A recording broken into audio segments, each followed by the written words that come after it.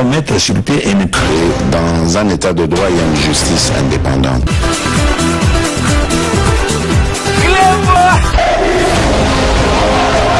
Ce n'est pas pour rien qu'il faut des conseils.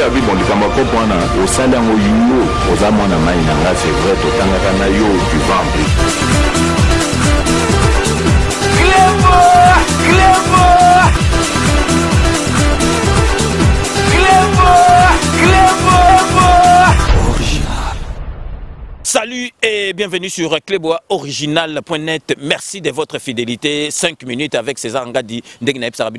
Tout le monde est d'accord et il en restera ainsi pendant longtemps. 5 minutes, il y a le lot. Naebike, 5 minutes, nous sommes tous bolanda quand on a bokebi. Oyo pe bolanda yango vraiment na bokebi parce que na lingi na sabino problème tozali nango na mboka na biso Congo. Congolais ennemi naye ou bien moyini naye azakaka congolais. Congolais yango na président de la République na France a lobaki bandoki ya Congo ezali penza bandoki ya Congo. Congolais ayebi eloko alingite. Congolais oyo te tozalaki na Kanambe do lelaki Kanambe abomi lelo tozui mwana mboka mais tolobi te ke batu nyoso tout balinga ye ndengi biso tozalaka pour ye na sima tozali ba collabo mais quand même makambo ya mboka oyo azosala pona mboka na biso ba président ba koleka mais makambo ezosala na mboka na biso bilo bomoi neti baso de muto wana ndenge salame mukolo Félix Antoine Tshisekedi soka sali des mandats na ya tiki est-ce que akomema baso de muto wana obe kotika na mboka na biso peuple congolais lelo na kati ya émission oyo ya 5 minutes na ko démontrer bino ke congolais azali mutu ya ba problème Congolais tozali mitu na biso na ebite soki Kanambe ba mai oyo to bandoko mela na Kisasa Kanambe bebisa biso mitu na ebite eloko Kanambe a réussi ko diviser ba Congolais ba koma zoba lokola yende ngazala ki zoba oke siko tozui président ya mayele nazali ko comprendre te tokene kaka mbangu kaka mbala moko tokota na sijango parce que sijango zo pesa ba méchant yango na zolo ba ke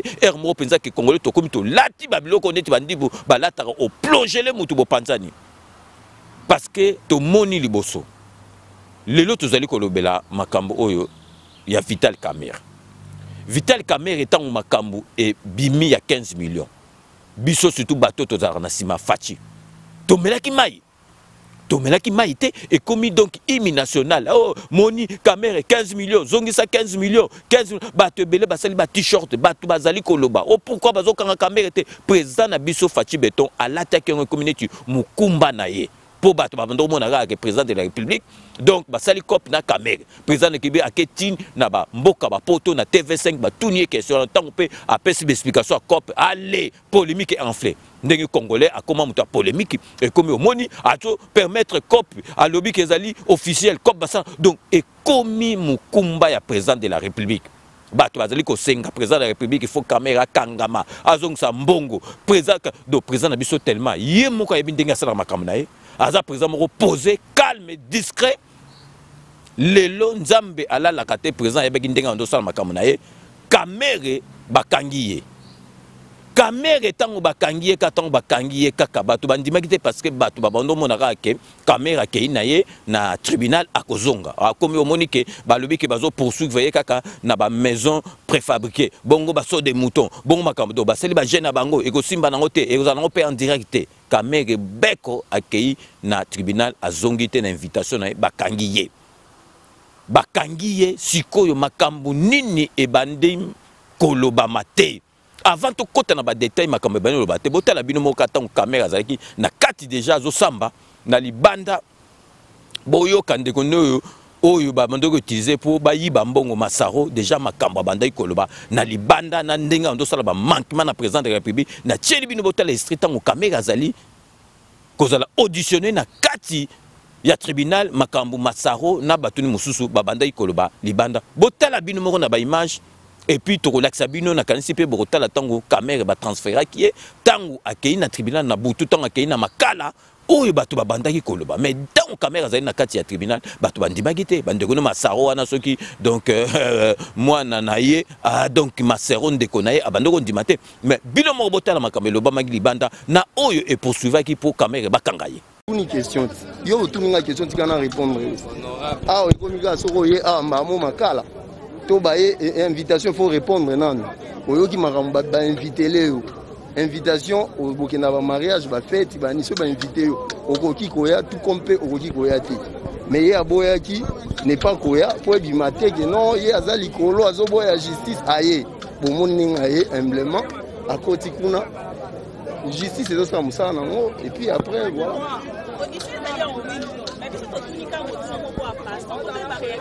non non c'est ça oui yo zai kuna moni wiklo ngana za na policier naza lokwa yo ngana libanda yango zo tuna nga ba question libanda nga pe na lokwa petit peuple lokwa la yo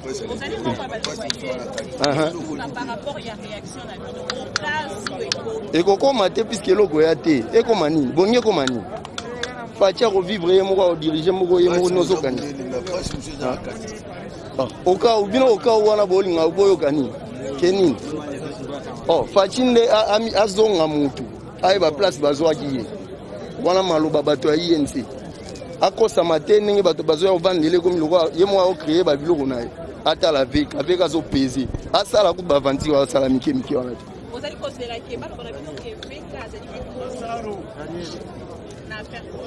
azali na nani aza pono za blanchi hein bon na loba sima pona mono ne presse ngomi otala bino bonyika avec aza condamné pour pour la campagne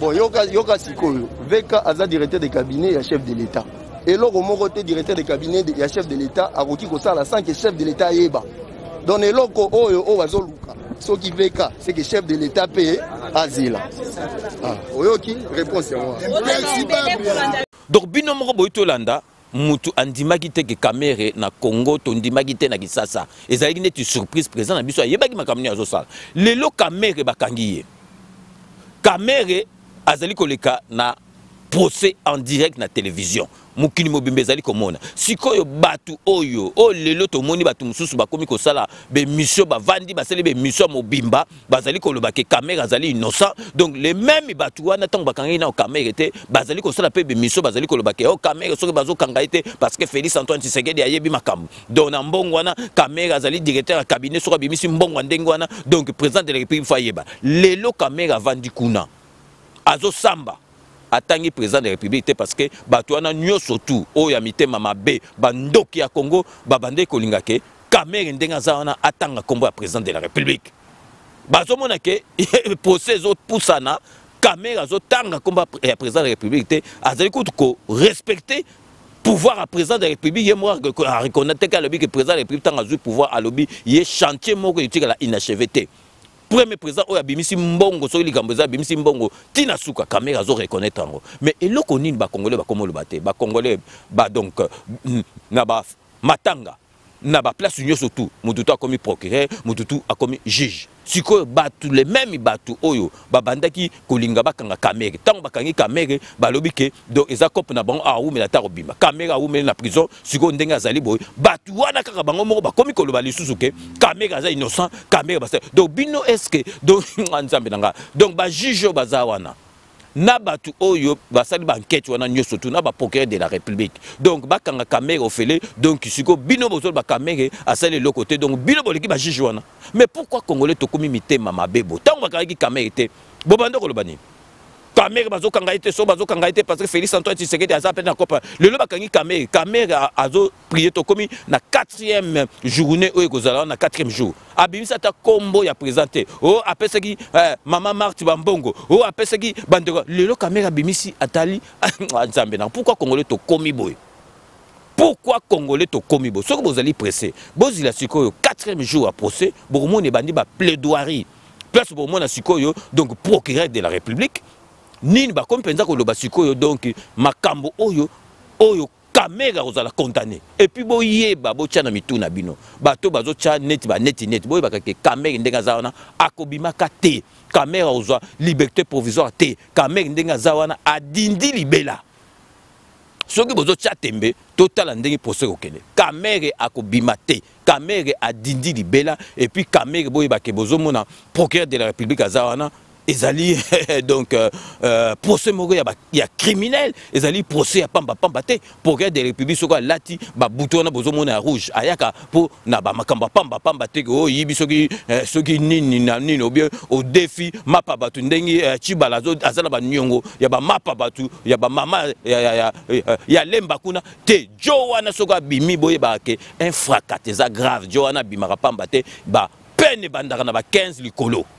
Mais bozolo ba makambu nazo comprendre était bozolo ba makambu moko boye donc on dirait donc na ebité soki bato bazolo ba paya makambo bazali ba congolais soki balingaka mboka kamera bazo kanga été polémique kamera soki bazo kanga été parce que Félix Antoine Tshisekedi ayebi on kamera ba kanga jamais parce que bazana cop na fait donc ba kangi kamera échanger mais pourquoi congolais to komi boy liboso petuana donc ya petuana kuel mutu e beba na bandoki Henri Magie a botala ndenga zo manquer parce que Kabila muto kangé Kabila muto commandant lelo Henri Magie ba kangaye azwa kanambe akende ko libérer Henri Magie azali na boloko tililo toujours l'accepter ba image botala ke Henri Magie a komi ko kabola mapa kuna na bambongo to ebite soki pona nini botala bino moko na ba image botala Henri Magie na kati ya boloko makambo azali ko sala donc vraiment Henri Magie abenga kanambe mais siko mbongo wana ba mapa zo kabola to ebite pona ko corrompre batu be soki oba robima ba voter soki nani parce yepe asa baeki na ye perdre botala bi moko Henri Magie comme Père Noël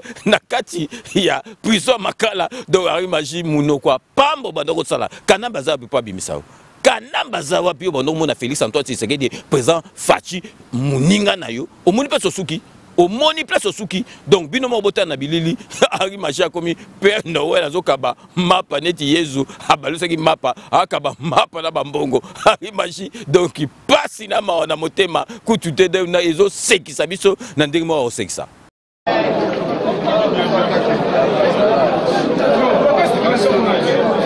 Bosalaka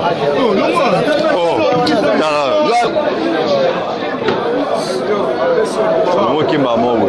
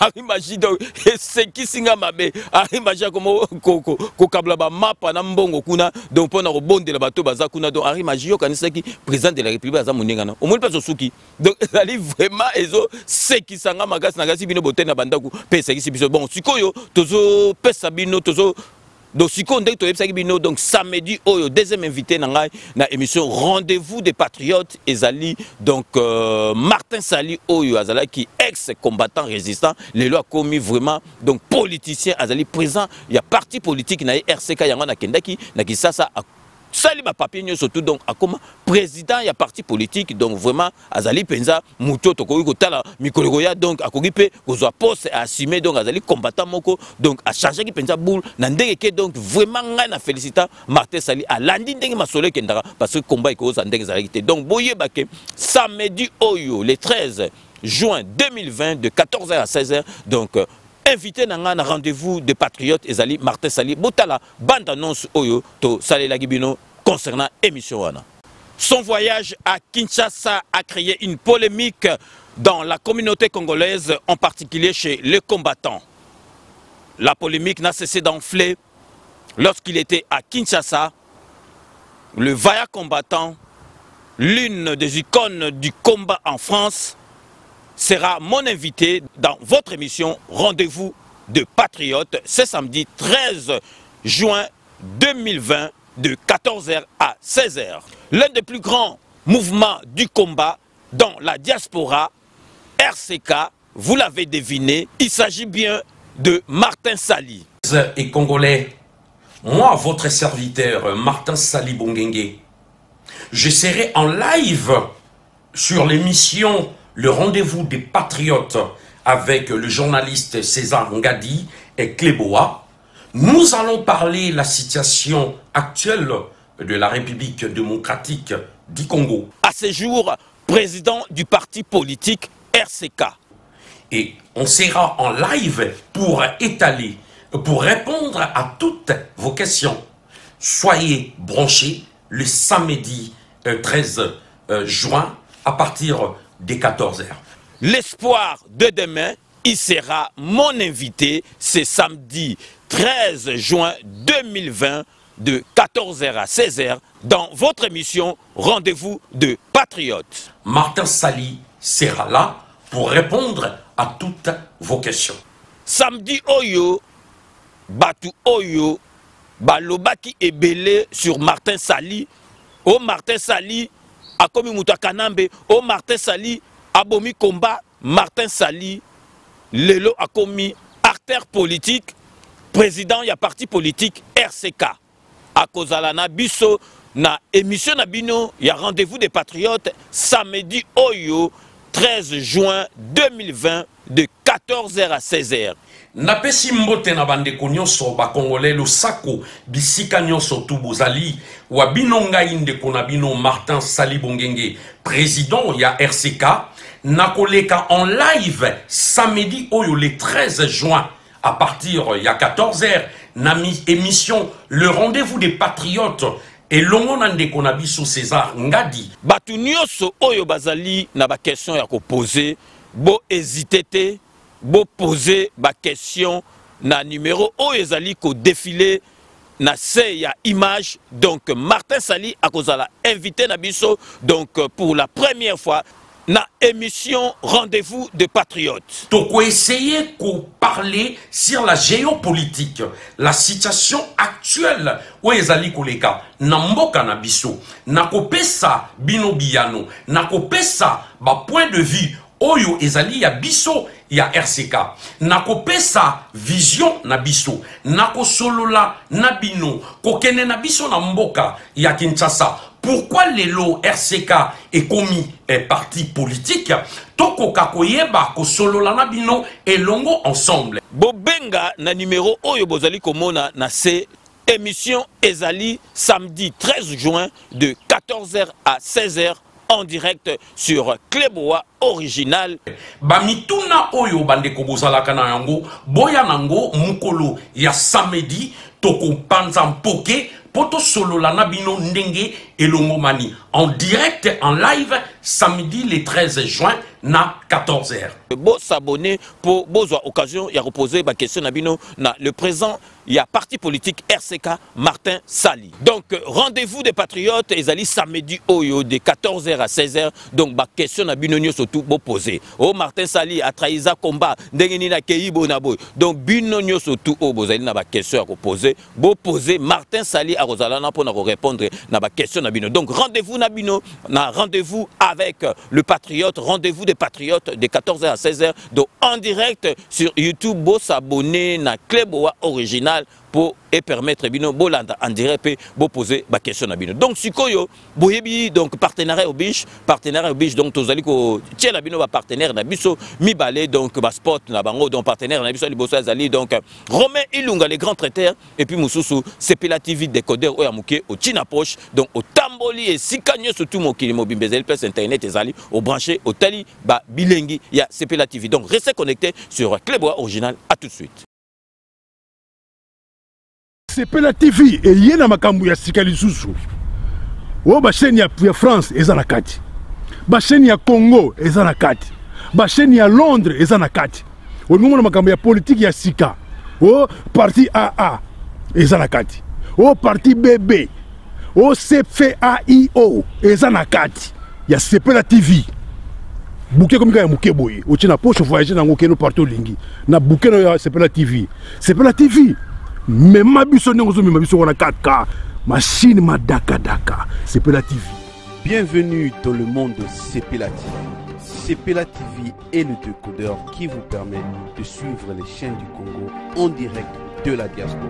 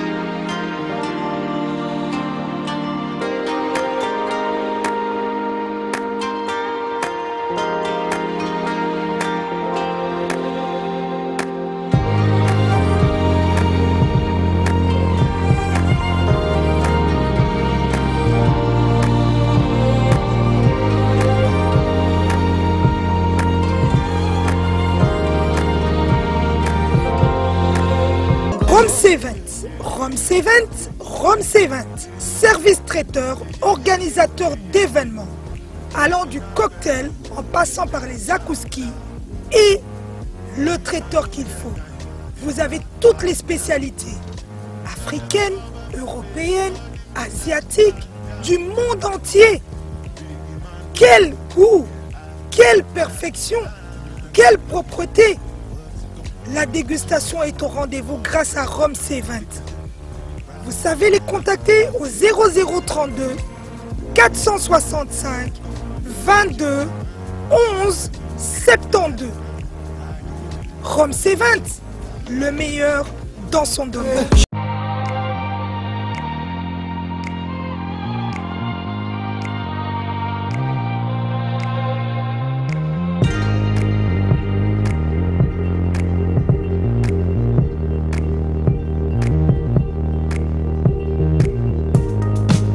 Donc bino bolandi ba partenaire na biso ndenge to yebsa bino consommons congolais donc Sepela TV ya bana mboka Romain Ilunga ya bana mboka donc vraiment message ezali koleka parce que bazo zo penza ba coup de fil ba to bazlingi parce que Sepela TV ezali décodeur oyo otina poche otamboli na mokili mobimbe ezali ba décodeur oyo tozala na kati ya bandako na biso te donc vraiment nazali ko sepela to sala ndenge ba chinois bazalaka donc soki moninga sala loko o landi o aider tous la motema likundu te na ndenge tozomona sikoyo ndenge tokomi ke présent toujours présent ya mwana mboka présent na biso mais batu mususu bazali koloba ba n'importe quoi donc sikoyo tolingi to la kisabino et puis avant to la kisabino tozali ko beta CT toujours tozali ko beta c'était to tika makambo te to moni pe et relayer tina baki sasa ba te belé ya ba parlement debout ba comme le bango ezali très important. Recensement to ko tika ngote recensement o ya suke salami na 1984 na mboka na biso siko to yebite na étranger na makambo tout to komi nango bato bazo kufa ba poison ba beli ba étranger muto ba yeli biso kala to yebaki makamba mbeli to kata Congolais kata Zaïwa o kata muninga na yo mbeli ocha muninga no poison soma bitumba mbala moko bobundi makambo sili mais Congolais to komo kufa na ba poison na biso to yebi ngote ba poison batu ba memi yango ezali ba étranger yango na président de la République to sengi na yo to yebi ko salama avant 2023 recensement Congolais nyosu akoma na carte d'identité tozolo ba question que salamité wana président toza obligé to reporter l'élection.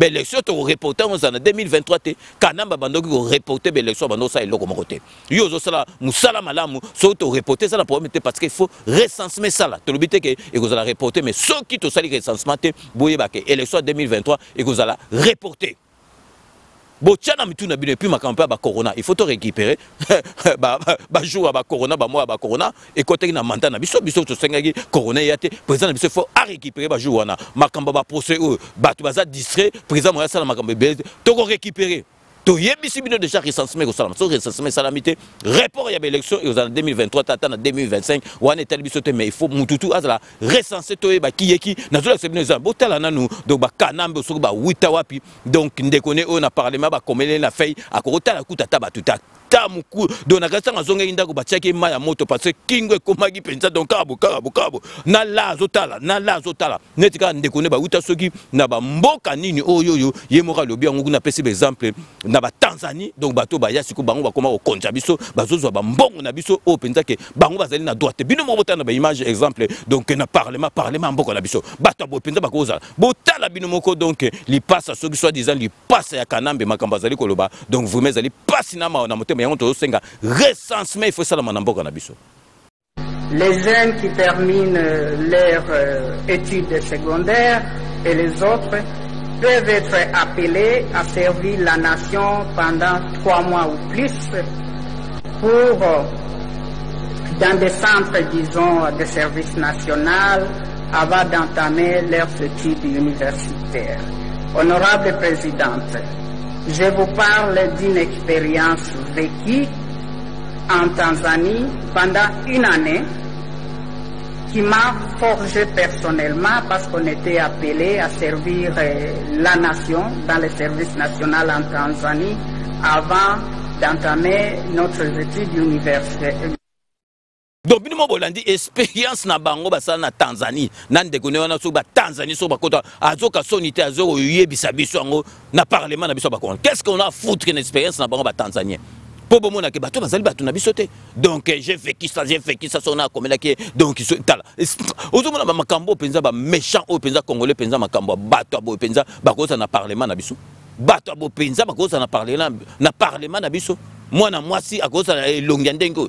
Donc expérience na bango soko ya Tanzanie azoko le bango na parlement na biso ya ba congolais yango na toujours senga président pe to kotika te to ebike président de la République Hollande la base président de la République oyoke la base président de la République to ebike eko salema avant 2023 recensement il faut salama carte d'identité to yebi qui ceux qui to zui tenté réélection en 2023 eko zala reporté jusqu'à une date ultérieure to yebate parce que les actes du GT, tout le but que vous avez reporté, mais tout le but que le président de la République n'a pas ça là, recensement avant 2023. Donc, dès que nous avons commis presque une émission, mais avant une émission, nous avons Congolais, tout y est, ma camarade Tolingi. Congolais, vous avez un mawana passe dans mon thème, mais vous avez cours d'éducation civique avec ces engrais de clé 5 minutes avec ces narcotiques, cabinoté, rozakana bino. Pour comme il déformé ma camarade, oi, siko bino bolingi nin. Félix Antoine Tshisekedi Congolais de souche, Félix Antoine Tshisekedi combattant, Félix Antoine Tshisekedi mwana poto, Félix Antoine Tshisekedi alingi ba Congolais. Donc siko bolingi nini? Kamere bakanga ki ete likam. Mwana ntsemi bakangi ete, mwana ntsemi bakangi batie kuna na boloko kudu te batike botala mwana ntsemi ndenga komana babundi minene. Bolingi te. Kamera avant bakanga banani basalaki te ba t-shirt be monsieur comme kamera bazo kanga ete 15 millions kamera so ba kanga ete Félix Antoine Tshisekedi ayebi makambo lelo bakangi kamera bomba mabe télévision en direct biso tout total. Mais peuple congolais alingité au caméra est-il là ça innocent. Mais vous vous moquez de qui bino. Bozo se moquer na banane. Caméra innocent. Mais non mais c'est n'importe quoi.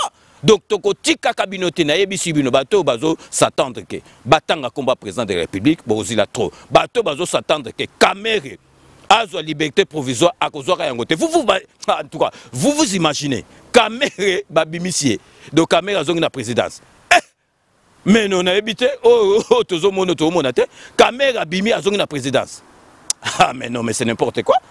Bon imaginez et que salama kate ezali insalamable caméra ndenga ke wana dindi caméra zo pas moins de 15 ans 20 à 30. Beaucoup de monde a plaidoirie à partir de jeudi. Beaucoup de monde a dit procureur ou un général ou un tango abando bête à massa pour comprendre un fracas. Bilo bozo ça na makam. Congolais to comme mais congolais mutu na biso ça la bien.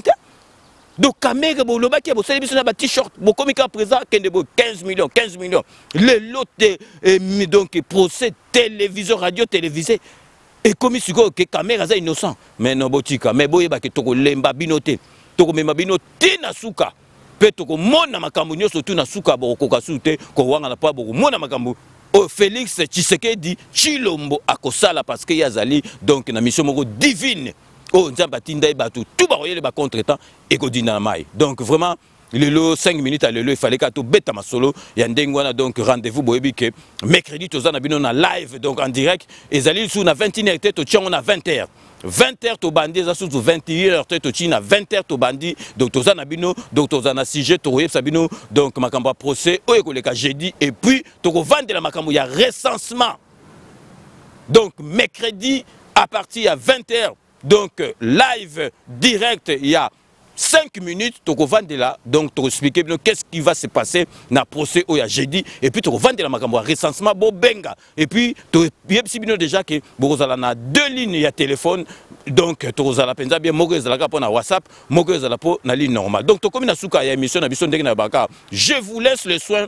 d'en tirer vos conclusions et de me faire parvenir vos commentaires comme d'ailleurs vous en avez l'habitude de faire. Donc je reste toujours friand de vos commentaires si je sors. Donc pas à me les faire remonter sur notre site internet cleboaoriginal.net ainsi que sur notre compte YouTube. Donc on a comme na souka kaka ya masolo. Donc base yango mouté comme ça président de la République, président ayokara base 5 minutes paye yokara base président de la République beta chitasima. Donc on a commis donc na base boyebika il faut remercier base donc vraiment nous allons couper ça donc petit frère propre na katakini Willy Panzu wana za petit na ngai ya mabele Willy Panzu donc azobenga bozoka na ba live na ba émission tout en direct akini azobenga donc Willy Panzu donc yeba ke via sepeli atro nazo mona penza ke olanda ba activité ya viena donc ezali penza par obligation pour petit frère propre. Donc vraiment toke siko na kati États-Unis pour na couper ça donc Richard Mbuluku na kati les réseaux sociaux azali actifs surtout pour des émissions 5 minutes. Soka e kotiba apandi, donc Richard Mbuluku. Merci Nanyo surtout au sala rapport na 5 minutes avec César Ngadi. Na keyi siko na kati à Paris pour na repesa Alain Delo ba mbote ya trop Alain Delo azali petit na biso donc ya internat donc na Zayana Alain Delo donc batangana masanga Louis Blaise Londolé donc Lonkoi donc Alain Delo merci Nanyo surtout au sala rapport na 5 minutes avec César Ngadi. Nazunga na kati ya melin pour na repesa le roi lion Alain Malassi toujours en costume cravate c'est la noblesse qui la lui oblige. Alain Malassi donc le roi lion merci à toi Nanyo surtout au sala rapport na 5 minutes avec César Ngato ticket toujours na kati ya melin pour na repesa donc ba petit nabiso donc Baïs merci à toi donc sans oublier Guigui Chibangu donc il azali mutu vraiment avant de la 5 minutes à ratarangote donc vraiment la carte amelo to robosanate maman Amena vraiment maman Amena au monique et to bosanayote maman Amena donc yo sugo la totalité 5 minutes au la tête donc toujours na carte amelo to zali kopé ça donc représentant donc le président Yamikal ya bana ya Lemba donc Francis Elanga na mwasi nene makumbu donc bah merci et belé na nous surtout pour ça rapport à 5 minutes et puis tu robot sanaté donc n'a qu'à toujours amener Nazali Kopesa beauté. Bienvenue qui sombe la superstar bienvenue qui sombe la superstar. Donc, donc, donc, bienvenue qui sombe la superstar. Donc, vraiment, ce que vous avez dit, expliquer ma cambango. Donc, vraiment, merci à trop. Donc, Mbalamoko, na Noisy les Grands, na Noisy les Grands, tout ça, ça, il fait partie du bureau. Donc, Stéphane Jocol. Mais c'est Stéphane Jocol. Donc, je suis radieux. Mais c'est Stéphane Jocol, je suis ravi. Le bureau doit fonctionner comme tel. Le bureau doit fonctionner à merveille. Merci à trop, Nani Soto Salarapo, na 5 minutes avec César Ngadi, donc Tokusuki, ça, dans les États-Unis d'Amérique, pour nous ça, donc, maman sociale, Niki Nyanga, maman sociale Niki Nyanga, Nama Sanaye, donc, maman Elodie, maman Wenzela Mino, donc, merci Nani Soto, Salarapo, na 5 minutes avec César Ngadi, Boyebi, qui Tokusuki, ça, émission à 5 minutes, sans toquer dans London City. London City, donc, Kuna Boyebi, qui Kikakamene, José Kano Kikakamene, bah merci à toi. Nanyo surtout au sala rapport dans 5 minutes avec César Ngadi, toujours na katia Londres, Borobo Sanate, Maître Wera Mukuna. Maître Wera Mukuna, donc Maître Wabim Sarba Mwambe, mais Obi Mapamba Pamba Teloba qui est au Tumbolier. Donc Maître Wera Mukuna, donc merci à toi. Nanyo surtout au sala rapport dans 5 minutes, toujours na katia Londres, ça. Maître Rajamoule, donc Maître Rajamoule, Omoni, Maître Oueramoukouna, Omoni, Maître Rajamoula. Donc merci à trop, Nanyo surtout, Bossa la rapport dans 5 minutes avec César Ngadi. Donc c'est ainsi que s'achève ces 5 minutes avec César Ngadi. Merci de l'avoir suivi. Nous allons nous retrouver avec grand plaisir dans 24 heures pour un nouveau numéro. Cette émission a été réalisée par les grands réalisateurs Yalolo Chouami, assisté de Doudou Swami Doudoulé. Donc restez connectés sur cléboisoriginal.net. D'ici là, portez-vous bien et à très bientôt. N'oubliez pas, tout le monde est d'accord et il en restera ainsi pendant longtemps. Kanambe, Tokomanke était à Masolo, Nambuchu, Penadikosi, Abou, Pia. À très bientôt.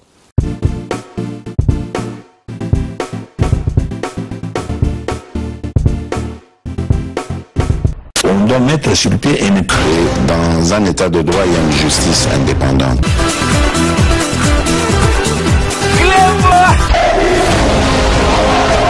Ce n'est pas pour rien qu'il faut des conseils. Au sein d'un c'est vrai, tu